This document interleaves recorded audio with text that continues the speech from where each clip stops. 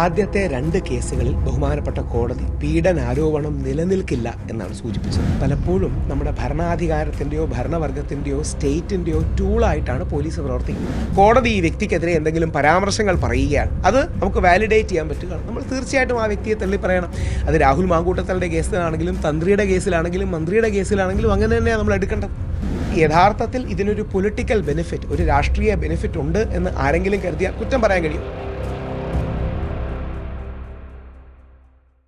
നമസ്കാരം.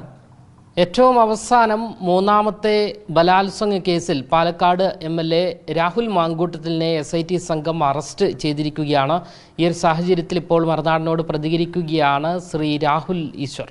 ആദ്യത്തെ 2 കേസുകളിൽ ബഹുമാനപ്പെട്ട കോടതി പീഡനാരോപണം നിലനിൽക്കില്ല എന്നാണ് സൂചിപ്പിച്ചത്. പക്ഷേ ഓർമ്മ കാണും, 2ാമത്തെ കേസിൽ സംശയമുണ്ടെന്നും ആദ്യത്തെ കേസിൽ ലഭ്യമായ വിവരങ്ങളിൽ നിന്ന് പീഡനം എസ്റ്റാബ്ലിഷ് ചെയ്തിട്ടില്ല എന്നും പറഞ്ഞിട്ടുണ്ട്. അതുകൊണ്ട് ഇത് 3ാമത്തെ പരാതിയാണോ എന്ന കാര്യം തന്നെ നമ്മൾ ചിന്തിക്കണം. കാര്യം ആദ്യ 2 പരാതികളും അല്ലെങ്കിൽ പീഡനാരോപണം നിലനിൽക്കില്ല എന്ന് ബഹുമാനപ്പെട്ട കോടതികൾ പറഞ്ഞിട്ടുണ്ട്.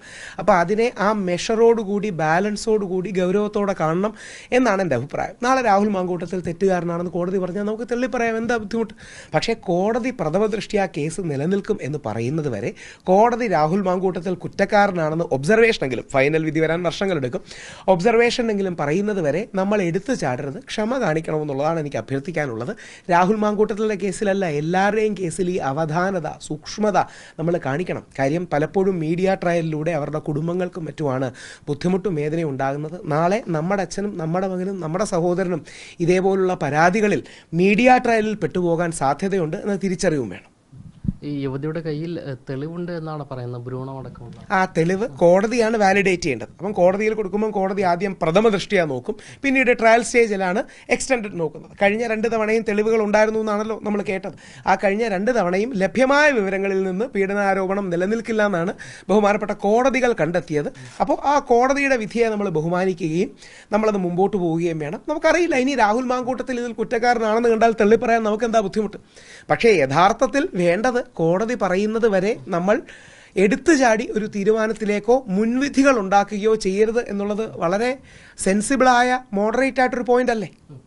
ഈ പോലീസിന്റെ നീക്കത്തെ എങ്ങനെയാണ്? പോലീസിൻ്റെ പോലീസിനോടുള്ള റിക്വസ്റ്റ് പലപ്പോഴും നമ്മുടെ ഭരണാധികാരത്തിൻ്റെയോ ഭരണവർഗത്തിൻ്റെയോ സ്റ്റേറ്റിൻ്റെയോ ടൂളായിട്ടാണ് പോലീസ് പ്രവർത്തിക്കുന്നത്. ഇപ്പം നോർത്ത് ഇന്ത്യയിൽ നമ്മുടെ കന്യാസ്ത്രീമാരെ ഒരാഴ്ച പിടിച്ച് ജയിലിലിട്ടു. ശരിയാണെന്ന് നമുക്ക് ആർക്കെങ്കിലും അഭിപ്രായം ഉണ്ടോ? ഒരാഴ്ച അവർ ജയിലിൽ കിടന്നു. അതായത് ക്രിസ്മസ് അടിച്ചു തകർത്ത വിഷ്വൽസും വീഡിയോയും ഉള്ള വ്യക്തികൾ 4 ദിവസത്തിനുള്ളിൽ ജാമ്യത്തിലിറങ്ങി. ഒരു തെറ്റും ചെയ്യാത്ത കന്യാസ്ത്രീമാർ 7 ദിവസം ജയിലിൽ കിടന്നു. സിദ്ദിഖാപ്പനടക്കമുള്ള ഒരു 1.5 വർഷം ജയിലിൽ കിടന്നു. ഇതിൻ്റെ പ്രശ്നമെന്ന് പറഞ്ഞാൽ ഭരണകൂടം ഒരാളെ ടാർഗറ്റ് ചെയ്യണമെന്ന് വിചാരിച്ചാൽ വളരെ ഈസിയായി ടാർഗറ്റ് ചെയ്യാം.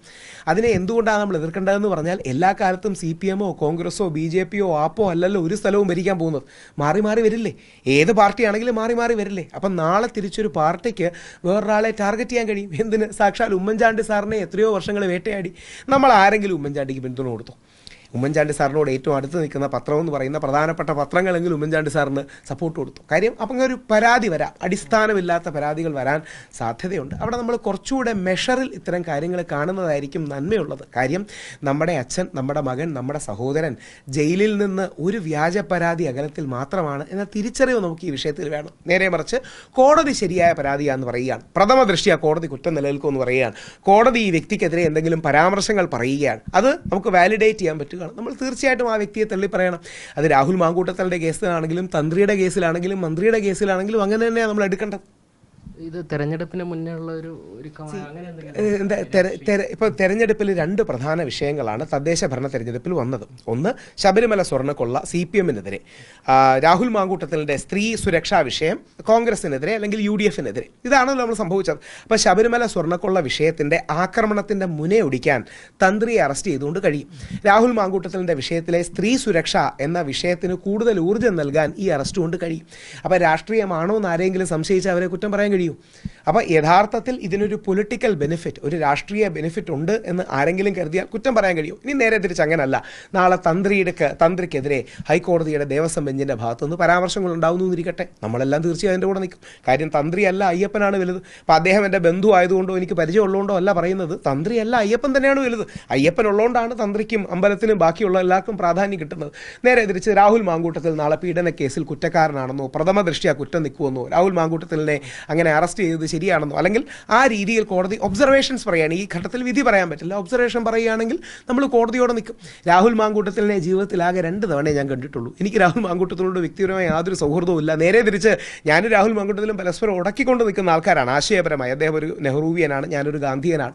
പക്ഷേ ശത്രുവിനോട് പോലും എതിരാളിയോട് പോലും നീതിയും മാന്യതയും സത്യവും കാണിക്കണമെന്ന് വിശ്വസിക്കുന്ന ഒരു വ്യക്തിയാണ് ഞാൻ.